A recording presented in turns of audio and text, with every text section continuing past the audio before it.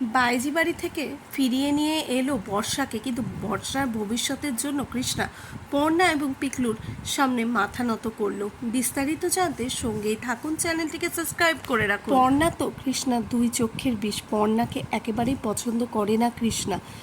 আর প্রতি সময় দত্তবাড়িতে যতই বিপদ আসুক না কেন, পর্ণাই কিন্তু সমস্তটাই ঠিক করছে। কিন্তু তাও কৃষ্ণা কোনো মতেই নিজের বাবু বউ বলে মেনে নিতেই পারে না পর্ণাকে।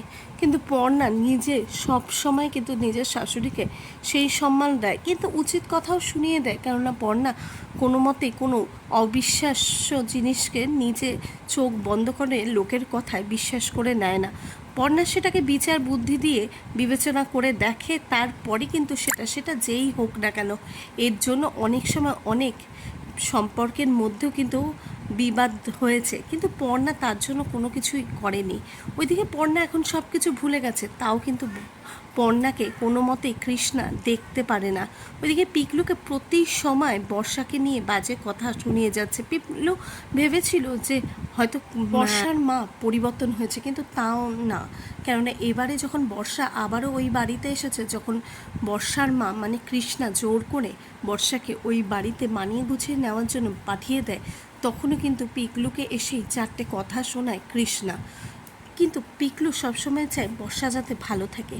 আর যখন বর্ষাকে উদ্ধার করে পর্ণা এবং সৃজন ও পুলিশেরা, তারপরে কিন্তু বর্ষা প্রচণ্ড ভয় পায়। ওইদিকে বর্ষাকে বলেছিল যে কোনো মতে এখান থেকে বেরোলে আর কোনো নিস্তার নেই বর্ষার, কেননা কোনোভাবেই সমাজ মেনে নেবে না। সেটা নিয়ে চিন্তা করতে থাকে। ওইদিকে কৃষ্ণার মাথায়ও কিন্তু সেম জিনিস ঘোরে যে বর্ষার এবার কি হবে, বর্ষার ভবিষ্যৎ কি হবে, বর্ষাকে কে বিয়ে করবে, এই সবই ঘুরতে থাকে। কৃষ্ণার এত বড় ক্ষতি হচ্ছে সেটার চিন্তা সে করে না, সে শুধু বর্ষার ভবিষ্যতের কথাই চিন্তা করে যাচ্ছিল। আর এর থেকেই কিন্তু কৃষ্ণা ভাবে যদি পর্ণার কাছে ক্ষমা চেয়ে আর পিকলুর কাছে ক্ষমা চেয়ে পিকলু যদি বর্ষার দায়িত্ব নেয় তাহলে খুব ভালো হয়। কেননা পর্ণার আর সকলেই যখন বর্ষার কথা চিন্তা করছিল বর্ষা ভালো আছে কি না, তারই মধ্যে কিন্তু কৃষ্ণা এটাই চিন্তা করছিল যে বর্ষার ভবিষ্যৎ কী হবে, কে বর্ষাকে বিয়ে করবে, এই সব নিয়ে কৃষ্ণার মাথায় বিভিন্ন ঘটনা ঘটতে থাকে। আর তখনই কিন্তু পিকলু এবং পর্ণার সামনে কৃষ্ণা মাথা নত করবে। হ্যাঁ, এমনটাই হতে চলেছে। কেননা কৃষ্ণা জানে এরা ছাড়া আর তার মেয়ের সম্মান কেউ বাঁচাতে পারবে না। কেননা অর্ণব যা করেছে তারপরে তার কোনো কিছু বলারই নেই।